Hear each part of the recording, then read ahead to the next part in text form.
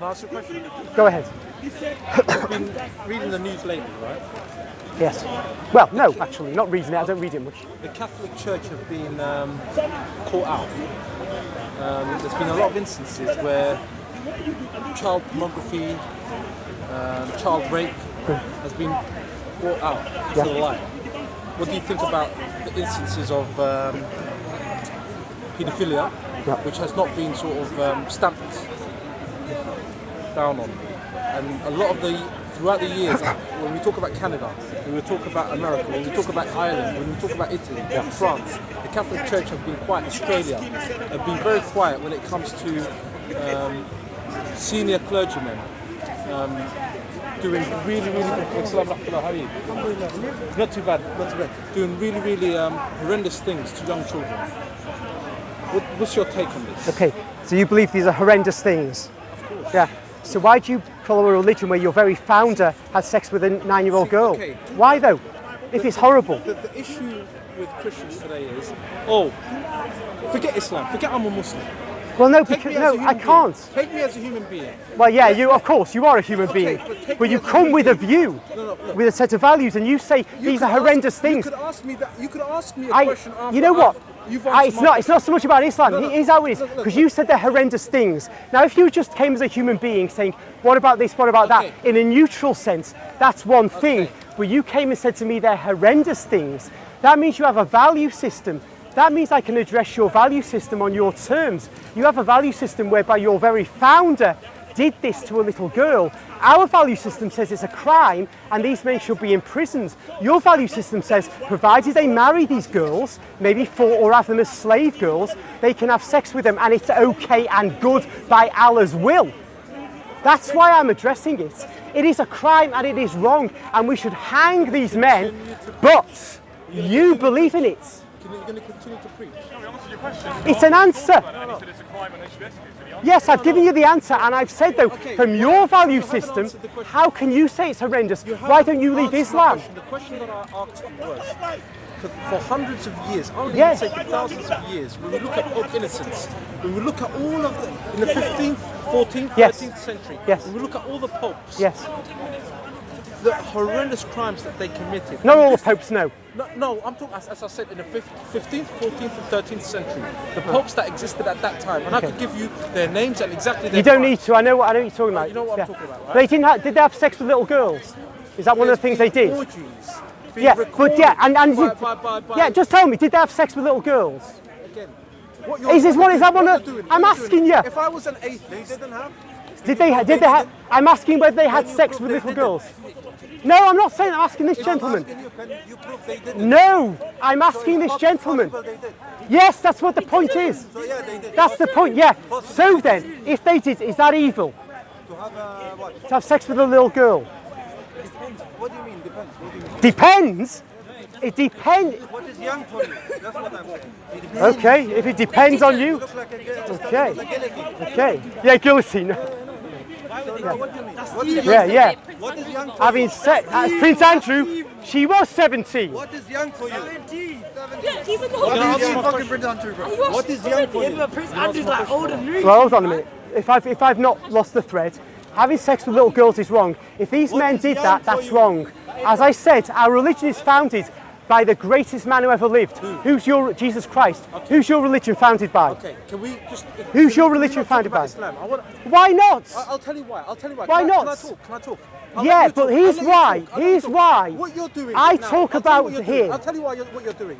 You're trying to muddy the water so that... It's not muddying it at all. Yeah, you are, because you don't want me to answer... It's embracing the whole situation. You don't want me to ask you important questions. Now, they're very important, and you may ask them, and I'm happy for you to ask them. However, talk. You can talk our religion, all the popes, never mind some of them, never mind some of the centuries, all of them could have been wicked men. But our founder is Christ, the greatest of men. Your founder was? Our founder, Jesus Christ, the greatest of men and God. Who told you this? That he was the founder of your faith?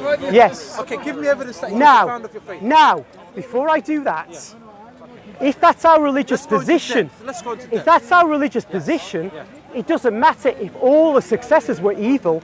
If our founder, in our view, is the greatest of men, and we follow him, not the successors. I don't believe that Jesus was the founder of your Doesn't matter you're not getting it.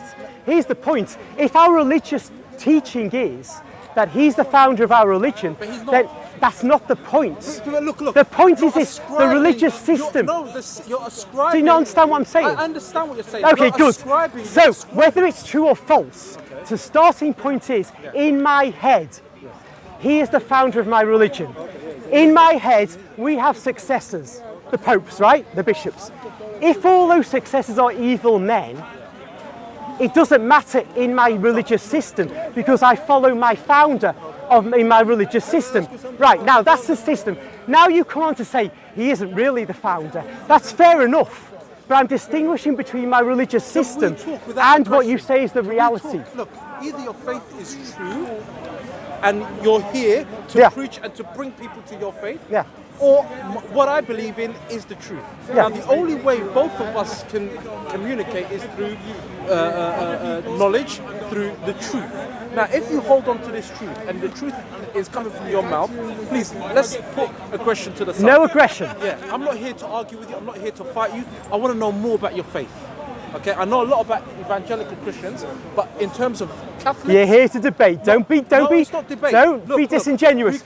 You didn't come here with that. You came here talking about the sick behaviour of priests. You haven't answered that question. You are here to debate. No, again. You're here to debate. I don't mind debating, but you are here to do that. It's not debating. I don't mind that. You can't reconcile both our faiths. Either you're correct, I know. I'm correct, or I'm correct. I know entirely, but you're here to debate. So if that's you are here to debate. Wait. If that is the case, then I want you to tell me why your belief or your faith is true. Okay. And I don't want you to show me any aggression. I'm not here to fight you. I'm not here to not argue with you. I don't want you to I've got attack no. my faith. I'm not Well, hold on a minute. It's a I'll tell debate. you why. It's debate, isn't it? No. Let me dialogue. I'm having a dialogue. But the dialogue then, debate and dialogue. Can I just say one thing? Can I just say one thing? Dialogue is just Look, dialogue. Debate is just debate. I want you to prove to me that the Catholic faith is the truth faith without not using 4 arguments. Now, these arguments are first and foremost subjective arguments such as the Spirit is speaking through me. I don't think Catholics do that. A lot of evangelical Christians do that. So the Spirit is speaking through you. Number 2, I've had a really tough life. I've had a hard life. Jesus came and saved me. Evangelical belief. These are subjective beliefs. I don't want you to use these arguments. Do you think I would? You're in the Catholic Church. We don't talk like that. But that's what I'm saying. That's evangelical Christians. And I don't want you to use Muhammad came 600 years after the death of Jesus. Oh no, that's a valid use. No, I'll tell you why. Whether I'm an atheist, you don't know what's in my heart. You don't know whether I'm a Muslim or an atheist or whatever I may be. You need to bring me to your side of the truth. If you believe what you're preaching is the truth, you need to bring me to your belief. By saying that Muhammad was this, Muhammad was that, Islam is this, you're just going to push me away. All I want you to do is, if you are sincere, I don't know what's in your heart, if you are sincere, I want you to prove to me that the Catholic faith is true, number 1, without not being insulting or aggressive. Can you do that? Well, an insult depends upon the nature of the person who feels they're being insulted. After all, for one person, an insult might be a statement of fact. For another, it's an insult. Okay, but as I said to you, Islam being wrong does not prove your religion to be true or false.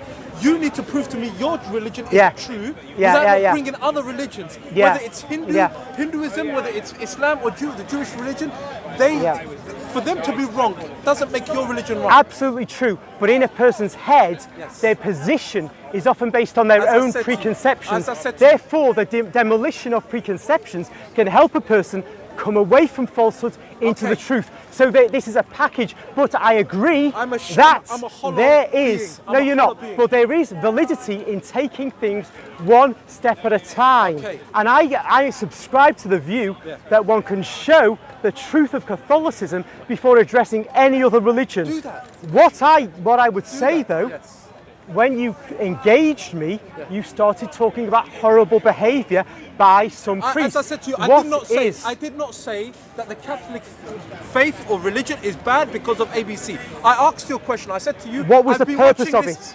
Look, I was asking you a question. Yeah. This is what I've seen on the news. Sure. Can you explain to me what is in the news is incorrect. Now, you do not do that. You Why- started attacking Islam. Why would I say it is incorrect? It is in the news, it is correct. Why would you raise it? No, you should have said, if I was you and I was standing there, I would say, those who did this are wrong because of ABC. The Bible teaches ABC. This is what I would have done if you are sincere. But what you did was you attacked me and you assumed that I was What I trying did- to, what I trying did- to get one on you. It was not What me I trying did, to get one on you. first thing is, as far as I'm concerned, you were trying to get one on me. No, I know you're that's- saying, I that's know, your- I understand you're saying that, we differ on this and that's fine. Okay. Second thing, I consider it very appropriate to raise the issue of Muhammad, your founder's behaviour, Again. when you raise the issue of that kind of sexuality. Now, you regard that as an insult, I regard that as a relevant point to make. That's when we get, now you don't regard that as relevant or appropriate, but then when two people are discussing or engaged, You people, see again, you're being when two very- people, when you're no, being- when two people, Okay. not when you people, You- when you two don't people know are, me from no, Adams. So you, when any two people are engaging, they will differ as to what is appropriate and what is not. I see you as a human being. No worries. I see you. Listen, that's just cool. I'm just saying, when two people engage, there will be different perspectives as to what is appropriate.